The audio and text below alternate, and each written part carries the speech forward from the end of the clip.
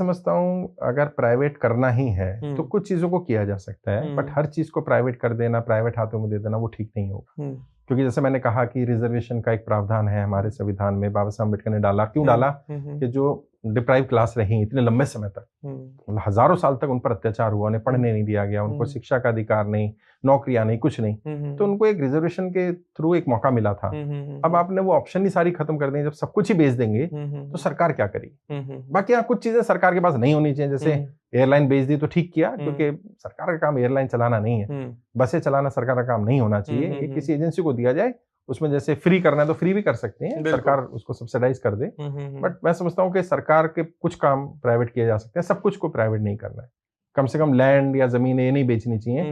अब अदानी को सब कुछ दिया जा रहा है, पोर्ट भी, एयरपोर्ट भी, रेलवेज भी, हर चीज अदानी के पास। अभी सुनने में आया डिफेंस का भी कॉन्ट्रैक्ट अदानी को दिया जा रहा है, तो ऐसे कैसे चलेगा? ये तो ठीक नहीं है। और इस मोनोपोली के खिलाफ किसी को तो बोलना पड़ेगा। बिल्कुल। और जनता को भी आज नहीं तो कल जनता जागेगी। जनता को समझ में आ रहा है कि यार एक आदमी ग्रो कर रहा है, भाई उनकी ग्रोथ और हमारी आम इंसानी ग्रोथ में फर्क है, तो लोगों को लग रहा है कि नहीं कुछ तो गड़बड़ हो रही है।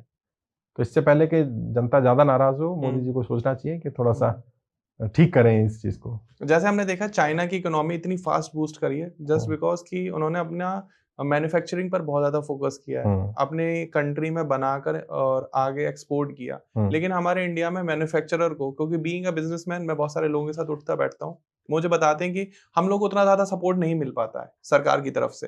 तो आपको क्या लगता है कि क्या बदलाव लाने चाहिए जो मेन है, क्योंकि वही लोग हैं जो एम्प्लॉयमेंट जनरेट कर रहे हैं, लोगों को देखिए रोजगार मैं ऐसा मानता हूँ जो स्मॉल स्केल इंडस्ट्रीज हैं उन पर ज्यादा फोकस सरकार को करना चाहिए। जो बड़े, भाई टाटा सुई भी बनाएगा और टाटा जहाज भी बनाएगा, ये तो ठीक नहीं है। सुई बनाने का काम किसी छोटी कंपनी को दिया जा सकता है ना, स्टील टाटा बना दे और वो छोटी कंपनी, जो घरों में पहले कुटीर उद्योग, लघु उद्योग हुआ करते थे हमारे, तो small scale medium scale industry पर ज्यादा फोकस होना चाहिए और कुछ लिमिट कर देनी चाहिए कि बड़े बड़े लोग ये काम नहीं करेंगे।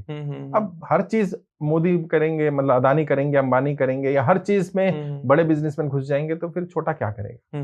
भाई कुछ तो चीजें आप छोटे व्यापारी को छोड़ दो ताकि कम से कम वो भी कुछ कमा ले। नहीं तो क्या, बड़े वाले का मुनाफा ज्यादा है, वो आराम से कर लेता है, छोटा फंस जाता है।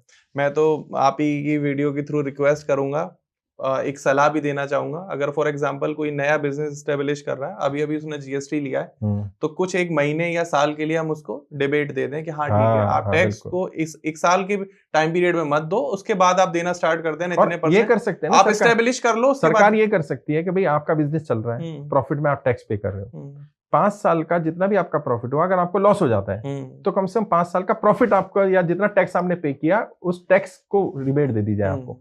भाई मैंने अगर मान लीजिए 5 साल में 50 लाख सरकार को दिया टैक्स के रूप में, और मेरा अगले साल बिजनेस कोलैप्स कर गया किसी कारण से, तो 50 लाख तक की सरकार मदद दे दे। मेरा ही तो टैक्स था जो मैंने पे किया था। तो प्रॉफिट में तो सरकार आ जाती है पैसा लेने, लॉस में सरकार क्यों नहीं व्यापारी के साझेदार बनती? भाई मेरा लॉस होगा, मेरा नुकसान हुआ, पानी गया, ये गया, जो भी हुआ सब मेरा होगा। जैसे ही 1 रुपया भी कमाऊंगा तो सरकार का शेयर हो जाएगा। तो ये भाई पार्टनर तो बराबरी के होते हैं ना, सोचने वाली बात है। प्रॉफिट एंड लॉस दोनों में, भाई हम बिजनेस पढ़ा है हम सबने, अगर हम पार्टनरशिप करते हैं तो बिजनेस में प्रॉफिट और लॉस दोनों में पार्टनरशिप होती है।